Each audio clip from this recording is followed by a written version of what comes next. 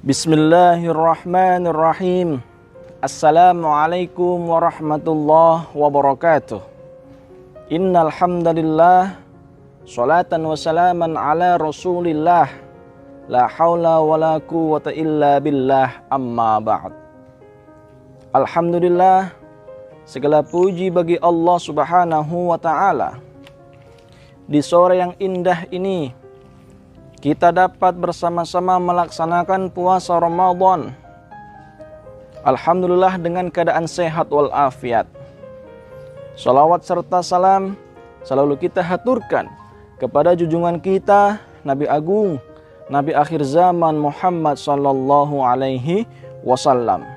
Mudah-mudahan kita semua, khususnya pemirsa Pesona Guru Live School VIP UMJ, mudah-mudahan mendapatkan syafaatul udma, pertolongan besar dari baginda Rasulullah Muhammad sallallahu alaihi wasallam. Amin ya rabbal alamin.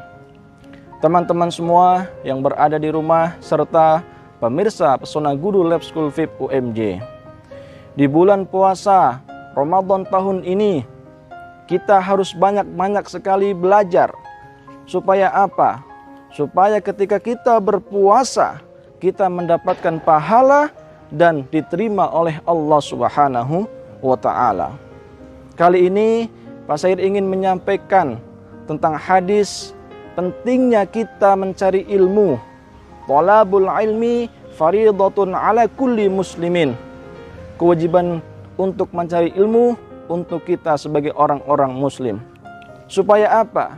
Supaya kita ketika ada kegiatan-kegiatan agama, ketika kita melaksanakan berpuasa selama ini 12 jam di Indonesia, banyak sekali hal-hal yang mengurangi pahala-pahala puasa. Inilah yang sangat harus kita ketahui. Teman-teman di rumah ketahui, seluruh pemirsa Pesona Guru Live School VIP UMJ ketahui. Salah satunya, hal-hal yang mengurangi pahala puasa atau bahkan merusak puasa. Yang pertama adalah berkata dusta atau bohong. Nah, teman-teman yang berada di rumah, kalau teman-teman sedang melaksanakan puasa Ramadan, jangan sampai teman-teman berbohong. Berbohong sama kedua orang tua, berbohong sama bapak ibu guru, berbohong sesama teman ataupun berbohong sama keluarga.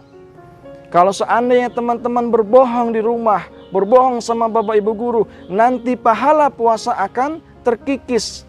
Bahkan nanti lama-lama akan hilang serta akan merusak puasa Ramadan tahun ini. Yang kedua, berkata-kata kotor. Nah, bagi teman-teman yang SD Live School VIP UMJ yang luar biasa keagamaannya, ya, di rumah tidak boleh berkata-kata kotor. Supaya apa? Supaya ibadah puasa kita, pahala puasa kita yaitu utuh sempurna. Berkata-kata kotor itu yaitu dengan berkata kepada bunda, dengan berkata-kata yang tidak baik, itu akan mengurangi pahala-pahala puasa.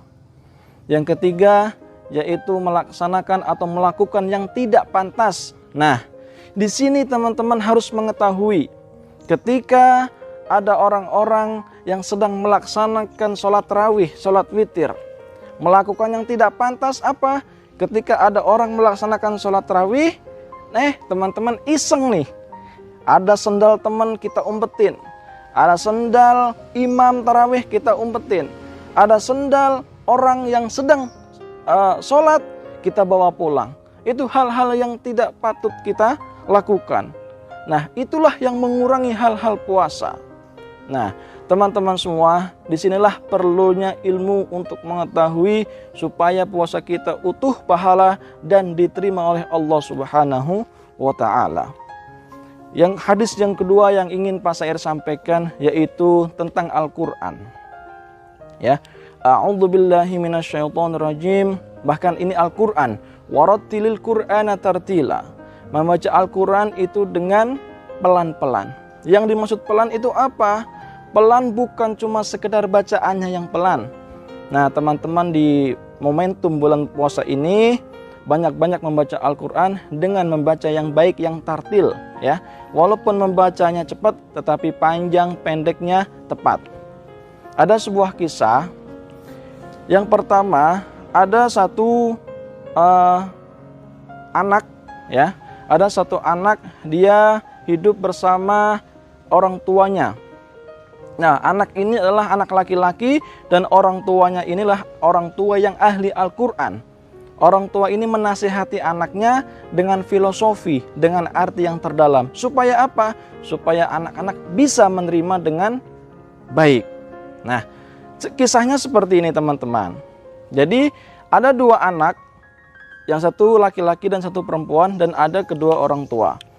Yang sangat soleh itu adalah anak-anak yang laki-laki, ya. Jadi ketika musim kemarau panjang, orang tua ini nyuruh kepada anaknya, "Wahai anakku, bisakah engkau mengambil air di sana?" Nah, di sini teman-teman, musim kemarau sangat panjang sehingga tidak ada air di sekeliling desa. Di sekeliling desa tidak ada air, kering semua karena kemarau yang begitu panjang. Satu-satunya sumber air yaitu ada di sungai yang sangat lumayan jauh. Nah, orang tua ini menyuruh kepada anaknya, "Wahai anakku, bisakah engkau ambil air itu di sungai?" Karena anaknya anak yang soleh, tanpa bertanya langsung, "Baik, ayah bunda, saya akan mengambil air." "Untuk apa bunda?" "Bunda haus, ayah haus, untuk minum ayah dan bunda." Lalu si anak ini ambil ke belakang rumah, ambil ember. Ember dua di belakang dan di depan. Lalu ketika mau diangkat oleh anak ini, ayah bundanya bilang, "Mengambil air itu jangan menggunakan ember." "Terus menggunakan apa ayah bunda?" Ayah bunda langsung pergi ke belakang rumah, dia mengambil keranjang yang bekas makanan kuda, bekas makanan kambing yang kotor. Nah, keranjang ini kebetulan bisa diisi air walaupun bocor, tapi sangat kotor. Lalu ayah bunda ambil, ditaruh di depan si anak. Si anak langsung bilang, "Wahai ayah bunda, apakah saya mengambil air dengan keranjang ini?" "Betul, silahkan ambil. Ini ada gayung." Karena anak yang soleh, lalu si anak ini mengambil air langsung menuju ke sumber mata air yang sangat jernih, satu-satunya sumber mata air. Ketika sudah nyampe ke sumber mata air, diambil airnya, lalu diisi keranjang sampai full keranjangnya, sampai penuh, lalu dibawa oleh si anak ini. Ketika di tengah-tengah perjalanan antara rumah dan sumber mata air, air yang ada di dalam keranjang habis. Karena keranjangnya bolong, bocor. Si anak ini tidak patah semangat, tidak pantang menyerah. Lalu si anak ini kembali lagi ke sumber mata air yang sangat jernih ini. Lalu diisi terus-menerus sampai penuh air di dalam keranjang ini. Lalu diangkat, berjalan lagi di tengah-tengah antara rumah dan sungai, airnya habis. Nah, ketika airnya habis, bolak-balik 11 kali, lalu di tengah-tengah perjalanan ini, airnya habis, bolak-balik sampai 11 kali, lalu anak ini pergi ke ayah dan bunda. "Wahai ayah dan bunda, mohon maaf saya tidak bisa mengambilkan air karena keranjang ini bocor sampai keranjang ini bersih." Nah, terus ayah bunda bilang kepada anak, "Wahai anakku, sebetulnya saya memerintahkan kamu untuk mengambil air, bukan untuk meminum ayah dan bunda." "Terus buat apa ayah bunda?" Disitulah filosofi Al-Quran yang terdalam. Ketika kita membaca Al-Quran, ketika kita tidak tahu artinya, tidak tahu maknanya, tidak tahu tafsirnya, kalau kita dibaca terus-menerus Al-Quran, lama-lama hati kita bersih. Keranjang itu ibarat hati kita yang kotor. Al-Quran ibarat air yang jernih, yang suci. Ketika keranjang yang kotor diisi air terus-menerus, lama-lama keranjang itu akan bersih. Seperti halnya hati yang diisi Al-Quran terus-menerus, lama-lama hati kita akan bersih.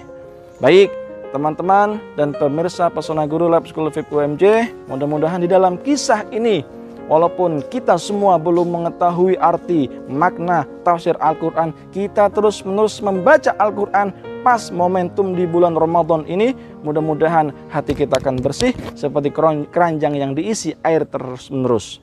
Demikianlah dari Pak Sair, kurang lebihnya mohon maaf. Untuk teman-teman semua dan pemirsa Pesona Guru Lab School VIP UMJ, selamat berbuka puasa. Wassalamualaikum warahmatullahi wabarakatuh.